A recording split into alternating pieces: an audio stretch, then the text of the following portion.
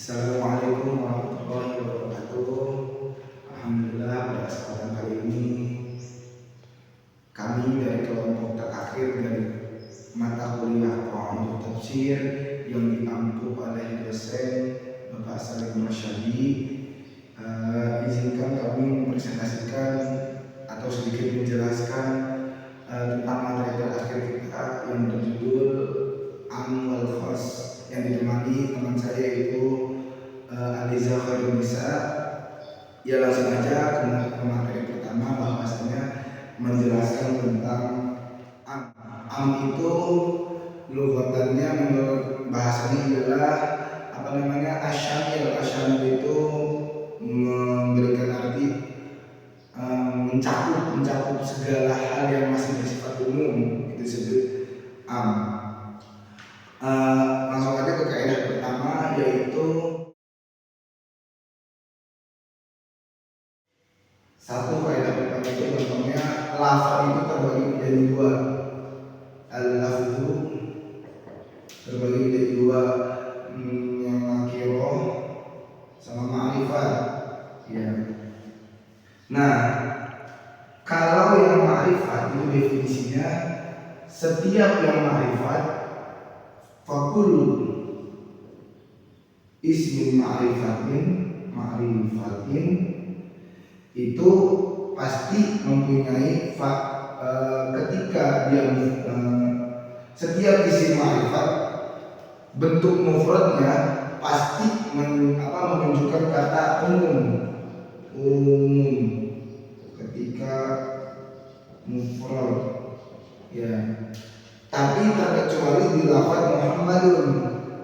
Kalau di kitab Bapak itu terkecuali lafaz Muhammadun, karena Muhammadun kalau mau dia itu bentuk mufradnya, bentuk tasniyahnya atau bentuk jamaknya pasti menunjukkan lafaz Muhammad, orang yang namanya Muhammad.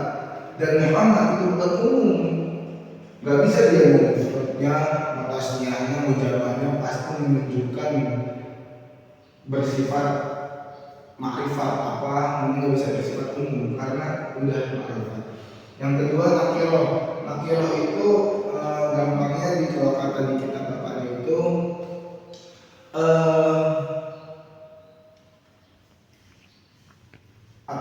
masih bersifat umum lah, isim lafaz yang masih bersifat umum, kayak banyak contohnya. Untuk yang langsung aja ke kaidah kedua ya. Selanjutnya al-khitabu liwahidin minal ummati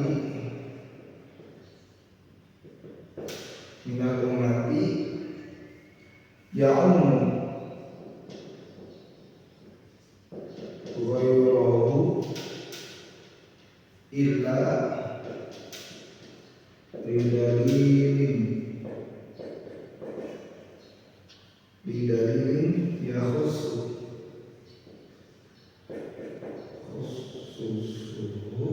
bihi. Maksudnya apa?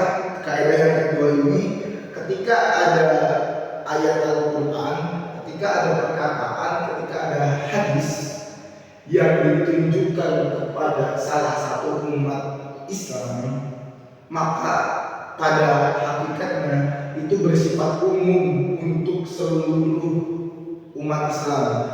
Contohnya kecuali ada dalil yang mengkhususkan bahwasanya dalil itu buat si anu. Contohnya kayak Nabi Muhammad itu ngomong ke Abu Hurairah. Jadi Abu Hurairah itu dikasih amanat sama Nabi Muhammad itu 3 perkara, katanya. Ausoni sallallahu alaihi wasallam bitalasin, 3 perkara. Yang pertama puasa 3 hari tengah bulan, sholat witir, dan sholat duha kalau nggak salah itu.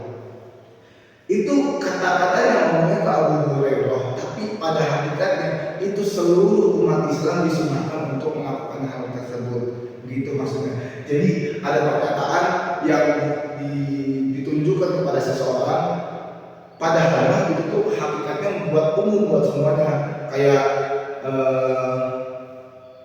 di Quran itu ada beberapa ayat yang menunjukkan pada seseorang. Itu bukan hanya buat seseorang, tapi itu buat umum, seluruh orang yang membaca Al-Quran gitu. Kalau yang kedua, yang ketiga itu ada kaidahnya, kita menerangkannya sesuai yang ada di LPS. Al-ibratu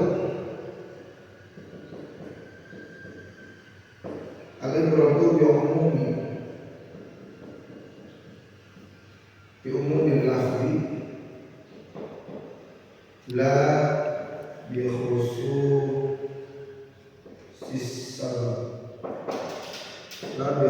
sabab. Jadi gimana ya?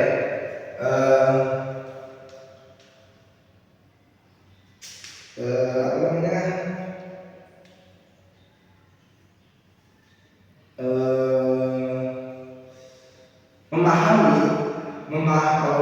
Memahami sebuah teks itu bukan karena khususnya sabab, tapi karena umumnya lafaz.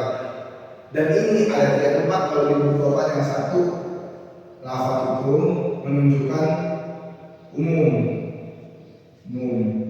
Contohnya kalau di Bapak itu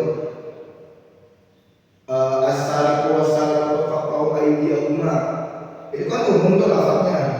Jadi ya setiap kali itu dipotong tangannya. Kedua, ada lafaz yang khusus. Contohnya yang lafaz selanjutnya itu materi tentang kos. Definisi kos sendiri itu kos dalam bahasa Arab itu berlawanan dengan yang umum atau unik. Dalam terminologi, setiap kata yang digunakan untuk makna tertentu secara terpisah adalah khusus. Khusus adalah pembatasan yang umum kepada beberapa anggota dengan bukti yang menunjukkan hal tersebut.